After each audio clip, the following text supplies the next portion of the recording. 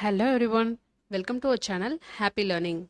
So நம்ம இன்னைக்கு வீடியோவில் என்ன பார்க்க போகிறோம் அப்படின்னா, எல்லா டென்சஸும் ஒரே வீடியோவில் நம்ம பார்க்க போகிறோம். ஸோ மொத்தமாக டென்சஸில் 12 டென்சஸ் இருக்குது. ஆல் 12 டென்சஸ் வித் எக்ஸாம்பிள்ஸ் தான் இன்றைக்கி நம்ம பார்க்க போகிறோம். ஸோ இதுக்கு முன்னாடி நான் வந்து டென்சஸ்க்கு நிறைய வீடியோஸ் அப்லோட் பண்ணியிருக்கேன். அந்த வீடியோஸ் எல்லாமே பிளேலிஸ்ட்டில் இருக்குது. டீட்டெயிலான வீடியோ பிளேலிஸ்ட் செக் பண்ணி பாருங்கள். வாங்க நம்ம வீடியோக்குள்ளே போகலாம். ஆல் 12 டென்சஸையும் ஒரே வீடியோவில் பார்க்கலாம் அண்ட் வித் எக்ஸாம்பிள்ஸோட.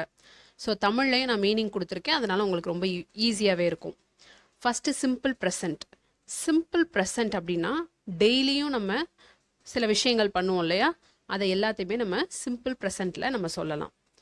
டெய்லி நம்மளோட ஆக்டிவிட்டீஸ், பழக்க வழக்கங்கள், இது எல்லாத்தையுமே நம்ம சிம்பிள் ப்ரெசண்ட்டில் சொல்லலாம். ஐ வாக் எவ்ரிடே, நான் தினமும் நடக்கிறேன். இது வந்து நான் டெய்லி பண்ணுற ஒரு ஆக்டிவிட்டி. வாக் அப்படின்றது அந்த இடத்துல வேர்பு. இதில் வந்து நம்ம ஐஎன்ஜியோ இல்லைனா வந்து ஈடியோ எதுவுமே சேர்க்கக்கூடாது, ஏன்னா இது சிம்பிள் ப்ரெசன்ட். ஸோ அதில் நம்ம எந்த விதமான இதுவும் சேர்க்காம வெறும் ஐ வாக் எவ்ரிடே, ரொம்ப சிம்பிளாக நம்ம சொல்கிறது தான் simple present. I walk everyday, நான் தினமும் நடக்கிறேன். இப்போது இதிலையே ப்ரெசன்ட் கண்டினியூஸ் பார்க்கலாம். ப்ரெசன்ட் கண்டினியூஸ் அப்படின்னா ஒரு விஷயத்தை நான் ப்ரெசண்ட்டில் தொடர்ச்சியாக செஞ்சுக்கிட்டே இருக்கேன். அந்த மாதிரி நம்ம ஒரு விஷயத்தை தொடர்ச்சியாக செஞ்சிட்ருக்கிறத சொல்கிறதுக்கு நம்ம வந்து ப்ரெசன்ட் கண்டினியூஸ் பயன்படுத்துகிறோம். ஐ ஆம் வாக்கிங் ரைட் நவ் அப்படின்னா என்ன அர்த்தம்? நான் இப்போது நடந்து கொண்டு இருக்கிறேன், இல்லைனா இப்போது நடக்கிறேன். அப்போது இப்போ நான் கரண்ட்டாக அந்த வேலையை தான் நான் பண்ணிகிட்ருக்கேன். அந்த இடத்துல நம்ம சொல்லும்போது ஆம், ஆர், பாஸ்ட்னா வாஸ், ஓர், இந்த மாதிரி நம்ம ஆக்சிலரி வேர்ப் சேர்த்து தான் சொல்லணும். அதே மாதிரி இந்த இடத்துல வேர்புக்கு பக்கத்தில் ஐஎன்ஜி கண்டிப்பாக வரணும். ஐ ஆம் வாக்கிங் ரைட் நவ், நான் இப்போது நடக்கிறேன். Next present perfect. ப்ரெசன்ட் பர்ஃபெக்ட்னா என்னது? ஒரு விஷயம் இப்போ தான் ரீசெண்டாக முடிஞ்சிருக்கும். ஸோ நான் வந்து ஒரு 1 hour முன்னாடி முடிச்சிருக்கலாம், இல்லை 2 hours முன்னாடி முடிச்சிருக்கலாம். பட் நான் நேற்று நைட்டு முடித்தது, இல்லைனா வந்து ஒரு 1 month முன்னாடி முடித்ததெல்லாம் நம்ம வந்து இதில் சொல்லக்கூடாது. ஸோ இப்போ ஜஸ்ட் நவ் நான் முடித்த ஒரு விஷயத்தை நம்ம சொல்கிறதுக்கு தான் present perfect. I have walked just now. இந்த இடத்துல நம்ம எப்போவுமே பர்ஃபெக்ட்னாலே அங்கே என்ன யூஸ் பண்ணணும்? ஹாவ் யூஸ் பண்ணணும். I have walked just now. அப்போ இந்த இடத்துல நான் முடிச்சுட்டேன், நடந்து முடிச்சுட்டேன்றதுனால அங்கே நம்ம பாஸ்டில் சொல்கிறோம், நான் இப்போது தான் நடந்தேன். இப்போ பாருங்கள், ப்ரெசன்ட் பர்ஃபெக்ட் கண்டினியூஸ். ஒரு விஷயம் பாஸ்டில் தொடங்கி ப்ரெசண்ட்லையும் கண்டினியூஸாக நடந்துக்கிட்டே இருக்கிறது தான் நம்ம ப்ரெசன்ட் பர்ஃபெக்ட் கண்டினியூஸ்னு சொல்லுவோம். ப்ரெசன்ட் பர்ஃபெக்ட் கண்டினியூஸில் ப்ரெசன்ட், கண்டினியூஸ், பர்ஃபெக்ட் இந்த மூணோட பிளெண்ட் பண்ணது தான் present perfect continuous. I have been walking for 3 years. அப்போது இந்த இடத்துல வாக்கிங்னா ஐஎன்ஜி, அப்புறம் பர்ஃபெக்டுக்கு ஹாவ். அப்போது ஐ ஹாவ் பீன், அந்த இடத்துல ஹாவ் ஐஎன்ஜி வரும்போது கண்டிப்பாக பீன் வந்து நம்ம சேர்க்கணும். ஐ have been walking for 3 years. நான் வந்து 3 மணி நேரமாக நடந்து கொண்டே இருக்கிறேன், இன்னும் நடந்துக்கிட்டு தான் இருக்கேன். பாஸ்டில் ஆரம்பித்து இன்னும் அந்த இந்த செயலை வந்து நான் பண்ணிகிட்டே தான் இருக்கேன். அப்போ நம்ம அதை சொல்லும் போது ப்ரெசன்ட் பர்ஃபெக்ட் கண்டினியூஸில் சொல்லணும். சிம்பிள் ப்ரெசன்ட்னா ஐ வாக் எவ்ரிடே, நான் டெய்லி நடக்கிறேன். ப்ரெசன்ட் கண்டினியூஸ்னால் நான் வந்து walking, I am walking right now, நான் இப்போது நடந்து கொண்டே இருக்கிறேன், கண்டினியூஸாக பண்ணிகிட்ருக்கேன். ப்ரெசன்ட் பர்ஃபெக்ட்னா நான் இப்போ தான் நடந்து முடிஞ்ச ஒரு விஷயம். ப்ரெசன்ட் பர்ஃபெக்ட் கண்டினியூஸ்னால் பாஸ்டில் தொடங்கி இப்போ வரைக்கும் நான் அதை பண்ணிகிட்டு இருக்கிறத ஒரு செயலை நம்ம சொல்கிறதுக்கு ப்ரெசன்ட் பர்ஃபெக்ட் கண்டினியூஸ். நம்ம இப்போ 4 இதுவும் பார்த்துருக்கோம். இது எல்லாமே ப்ரெசண்ட்டில் நம்ம பார்த்துருக்கோம்.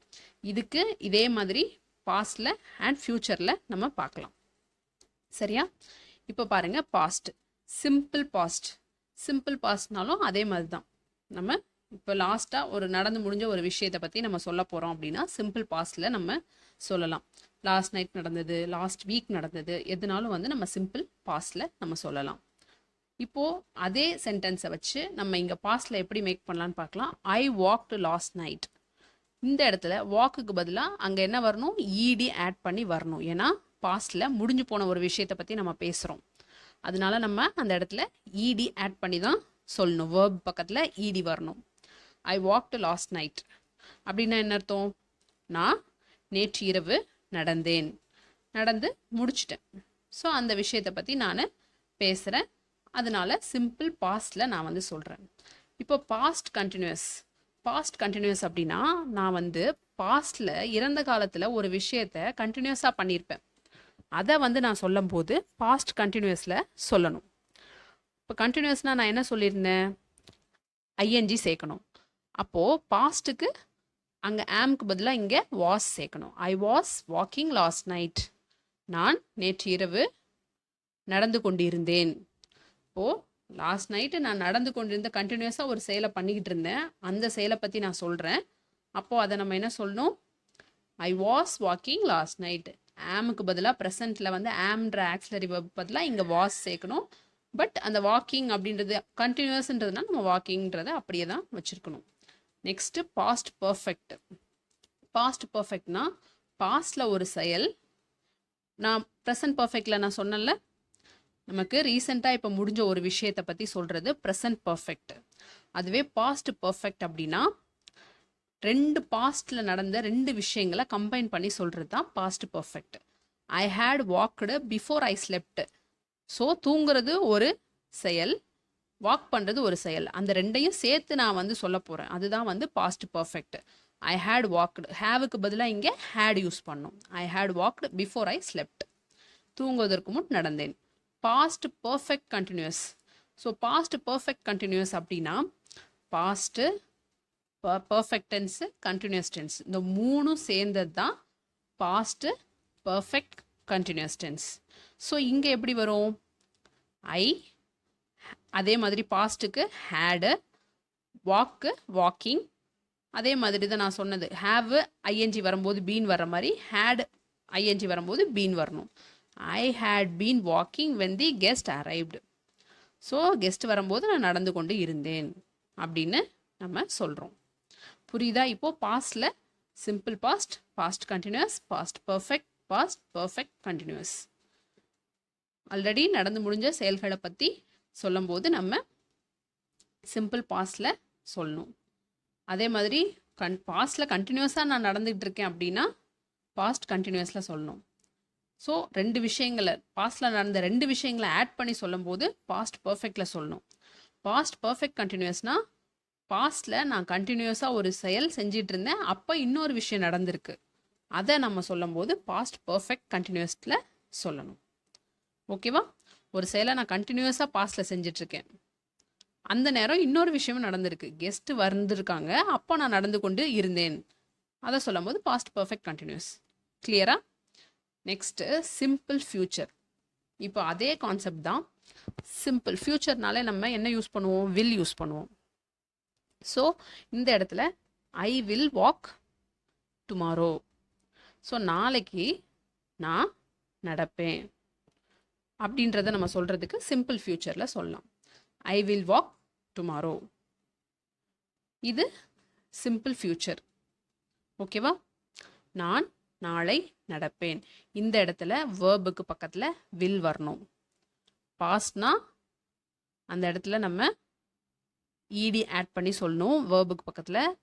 ப்ரெசண்ட்னா அப்படியே வாக், அது மட்டும்தான் யூஸ் பண்ணுவோம். பட் ஃப்யூச்சர்னா வில் வாக். நான் நாளை நடப்பேன். Future continuous. ஃப்யூச்சரில் ஒரு செயலை நான் கண்டினியூஸாக செய்கிறத பற்றி சொல்ல போகிறது தான் ஃப்யூச்சர் கண்டினியூஸ் டென்ஸ். அப்போது இது எப்படி வரும், அதே தான் வில் வரணும். வாக்கிங் வரும்போது அந்த இடத்துல கண்டினியூஸில் நம்ம ஐஎன்ஜி ஃபார்ம் சேர்ப்போம். அப்போது I will be walking tomorrow. நான் நாளை நடந்து கொண்டு இருப்பேன். அப்போது தொடர்ச்சியாக நான் ஒரு செயலை நாளைக்கு செய்ய போகிறத நம்ம சொல்ல போகிறதும் போது ஃப்யூச்சர் கண்டினியூஸில் சொல்லணும். I will be walking tomorrow. சரியா? அந்த இடத்துல நல்லா நோட் பண்ணிக்கோங்க. வாக் வரும்போது கண்டினியூஸில் ஐஎன்ஜி சேர்க்கணும். வில் யூஸ் பண்ணும்போது பி யூஸ் பண்ணணும் வாக்கிங் வர்றதுனால. Next future perfect. Future perfect அப்படின்னா பர்ஃபெக்ட்னாலே ஒரு நடந்து முடிஞ்ச செயலை பற்றி சொல்கிறது. அப்போ ஃப்யூச்சர் பர்ஃபெக்ட்னா நாளை இந்த டைமுக்குள்ளே நான் ஒரு விஷயத்தை செஞ்சு முடிச்சிடுவேன் அப்படின்னு நம்ம சொல்ல போகிறது. அப்படி சொல்ல போகிறத நம்ம வந்து ஃப்யூச்சர் பர்ஃபெக்டில் நம்ம சொல்லணும். I will have walked by 9 o'clock tonight.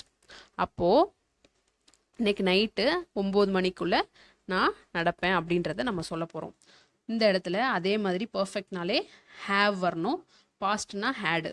I will have walked, நான் வந்து நடந்து முடிச்சிருப்பேன் அப்படின்றத சொல்கிறதுனால அங்கே வாக் பக்கத்தில் ஈடி ஆட் பண்ணுறோம். ஓகேவா? I will have walked by 9 o'clock tonight. நான் இன்று 9 மணிக்குள் நடந்திருப்பேன். Next perfect continuous. Future perfect continuous அப்படின்னா நம்ம ஃப்யூச்சர் கண்டினியூஸ் பர்ஃபெக்ட் இந்த 3 டென்சஸும் நம்ம ப்ரீவியஸாக பார்த்தது இது எல்லாத்தையும் சேர்ந்தது தான் future perfect continuous tense. I will have been walking when she arrived.